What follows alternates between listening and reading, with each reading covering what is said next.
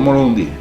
Bueno, desde que ellos salen, ya a la altura de lo que es las lanchas de Rela, sobrepasando las lanchas de Rela, en lo que es la Marina de Guerra, ahí empiezan ya los chorros de agua disparados por cañones, no mangueras. La manguera es más noble, el cañón se dirige, tiene un timón que tú diriges a una presión de 216 atmósferas. Quiere decir que es una presión que tumba una pared. Y entonces los tres remolcadores polargos son los que intervienen para tratar de parar el 13 de marzo. Y empieza a echarle chorro de agua que eran no solo disparados sobre la parte sólida del barco, sino también sobre las personas. Y entonces bandazos por los costados, le daban bandazos, o sea, golpes. Entonces y eso, era una emboscada aquello. Exacto, tratan de meterlo contra el muelle La Francesa. ¿Qué cosa es la dársena La Francesa? Es la dársena que está al lado del muelle de Casablanca. Está entre el muelle de Casablanca y el carbón de piedra donde se deposita. Y ahí es donde estaba una embarcación que se usaba para poner una discoteca ahí, y la gente bailara. Tratan de meterlo ahí, pero no pueden. Fíjate, 3 embarcaciones de mayor tamaño, de acero, y no pueden meterla ahí y se les escapa por atrás. Porque sí hay una cosa, la voluntad de todos los viajeros ahí era escapar o que nos cogieran presos. Lo que sí nadie tenía en cuenta que los mataran. Eso nadie nunca lo tuvo en cuenta. Entonces, bueno, él sale por la boca del morro y ya navega hasta un punto a las 7 millas, donde era tanto el acoso, los chorros de agua, los bandazos por los costados, era tanto que realmente ellos deciden rendirse y apagan el motor del 13 de marzo y la embarcación se queda en estrepada. Eso es un término marinero, que se queda la embarcación moviéndose por el arceo de las olas. Le hacen ahí entonces un cierre de flecha. ¿Qué cosa es un cierre de flecha? Se le atraviesa una por delante, la otra sigue echando chorro de agua por las bandas y el Polargo 5 se va atrás a tomar impulso, pone las máquinas full y arremetió su proa contra la popa del 13 de marzo y lo hunde, lo partió. El 13 se hundió así por popa. ¿Qué pasó? Los camarotes se convierten en una trampa. ¿Por qué? Porque no pueden salir. Cuando entró esa cascada de agua, tiró los cuerpos de los que viajaban en el cuarto de máquina contra todos esos hierros y las mujeres con los niños chiquitos que viajaban en los camarotes no pudieron salir.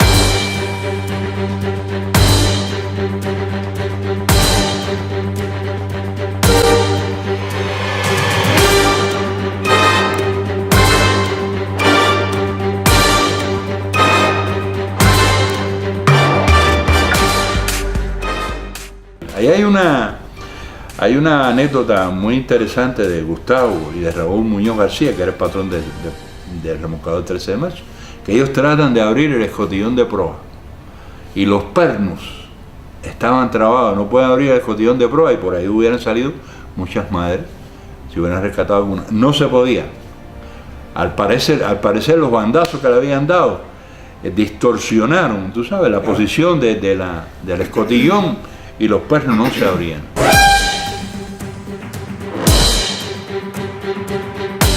A nosotros nos citan los peritos nombrados por Fidel Castro para explicarnos, o sea, desde su punto de vista,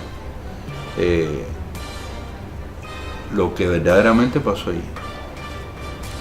Y entonces en esa reunión, que fue en el partido de Guanabacoa, allí fue, pues ellos, fue una cosa preparada. Ya venía de antemano un informe hecho por él. A mi hija le dieron un café y en el café había un psicotrópico mezclado y por poco me la vuelven loca. Ese día pues yo salí de ahí y me la llevé bajo mi responsabilidad cuando yo sentí los gritos que ella daba y me la llevé para mi casa y me la atendió un psiquiatra que a lo mejor lo conociste, que él era el director de Policlínico en Machaco Mejera, el doctor Cristián. Fue quien me atendió a mi hija y me le puso un plan de hibernación psiquiátrica. Eso, entre otras cosas, que me dio a conocer, por ejemplo, Marta Jiménez. ¿Quién es Marta Jiménez? Marta Jiménez es la esposa del mártir de la Revolución, Fructuoso Rodríguez, que su hijo está aquí, Oswaldito. Nos hicimos amigos y bueno, ella al enterarse de este suceso, del remolcador donde estaba involucrado mi familia, pues ella llega a mi casa un día, digamos, muy pegado a la fecha, y se baja de Lada. Ella iba en un Lada con su esposo, que era coronel de la inteligencia cubana, el esposo de Marta. Eso tú lo narras ahí en el libro. Sí. Entonces no vamos a seguir narrándolo porque si no hace falta que la gente lea el libro. Claro. Algo ocurrió en esa conversación con ella. Exacto, fue una conversación donde ella me da a conocer quién dio la orden de hundir el barco. Okay. Y me dijo, no hables nada de esto hasta que yo me muera porque me puedo buscar un problema. Cosas interesantísimas vienen ahí en esa parte del libro. ¿Cuál es el niño de menor edad que había en ese barco? Helen Martínez Enrique. Helen Martínez Enrique, la hija de Gustavo y Juliana Enrique Carrasano. Estaba próximo a cumplir 6 meses. 6 meses de edad. Era una bebita, ¿sí? Iba con su madre viajando en los camarotes, que aparentemente era el lugar más seguro de la embarcación. La embarcación tenía 10 camarotes y estaba en la zona de la proa, bajo la cubierta. Ahí estaban las madres con los niños más chiquitos. Los jóvenes iban viajando en lo que es la parte de la cuarto de máquina, porque eso era una embarcación profesional. El régimen trató de decir de que era un barco viejo que tenía 115 años de vida. Todo eso es una gran mentira fabricada. Ya vas a verlo ahí, el remolcador 13 de marzo es una embarcación profesional de trabajo, ¿entiendes? Una embarcación que tiene incluso un control electrónico de mando, o sea que toda la función de la embarcación lo dirige un mando electrónico, una pizarra, y arriba va el timonel, ¿no?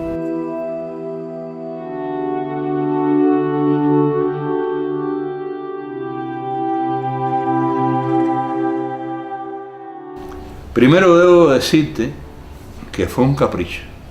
Hundir el 13 de marzo fue fruto de un capricho, y más que un capricho, de dar una lección, ¿entiendes?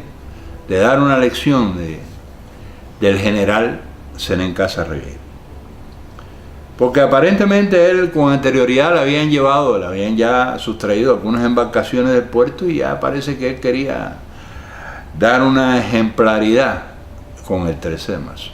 Y de verdad que era un escarmiento, para decirlo. Exacto, un escarmiento. Exacto, un escarmiento. El 13 de marzo, mira, es una embarcación que Ramel, mi cuñado, tenía en el muelle de salvamento para su trabajo en puerto. Mi cuñado tenía una responsabilidad grande en el puerto de La Habana. Él era jefe de operaciones del puerto. Y para moverse en el puerto, él usaba el 13 de marzo, el remolcador este. Pero déjame decirte que como habían fines de hacer este viaje, el 13 de marzo se reparó en su totalidad, se le puso el casco nuevo, se le puso un motor Caterpillar de 500 caballos, y entonces eso se pintó, estaba precioso el 13 de marzo para esa salida. Se hicieron pruebas con él a lugares más distantes. Te diría que, por ejemplo, se cargaba el 13 de marzo con pintura Hampel, es una pintura naviera que se utiliza en los barcos, y se llevó a Cabaña 40 toneladas de pintura, a puerto de Cabaña. Quiero decirte que de La Habana a Cabaña es más lejos que de La Habana a la Florida, es más lejos. De La Habana a la Florida hay 90 millas, puerto de Cabaña hay más de 90. Y se hicieron pruebas de navegación y eso con 40 toneladas arriba.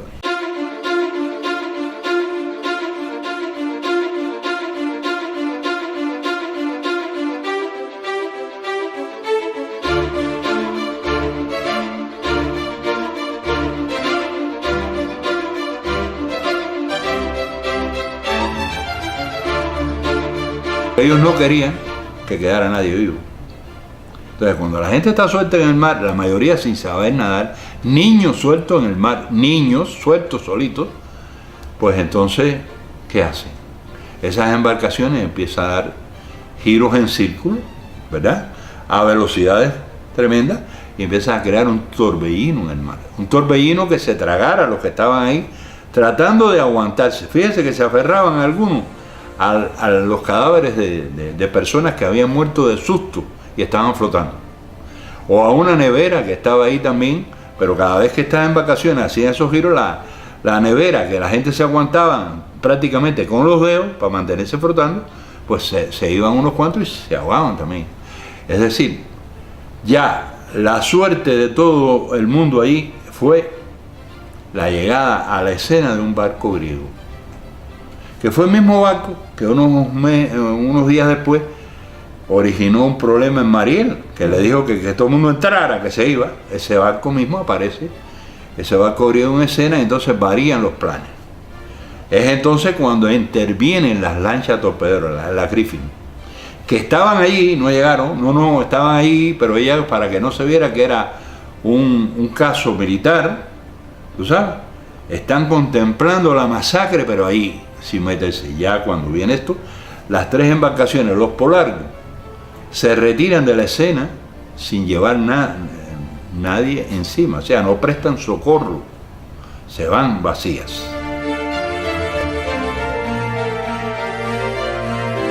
Y le doy gracias a Dios que me haya dado, primeramente, que todavía me esté dando la fuerza para hablar de estas cosas, porque cuando tú pierdes tantos familiares en un evento de esta naturaleza, tú quedas destruido, totalmente destruido, quedas con deseo incluso de quitarte la vida.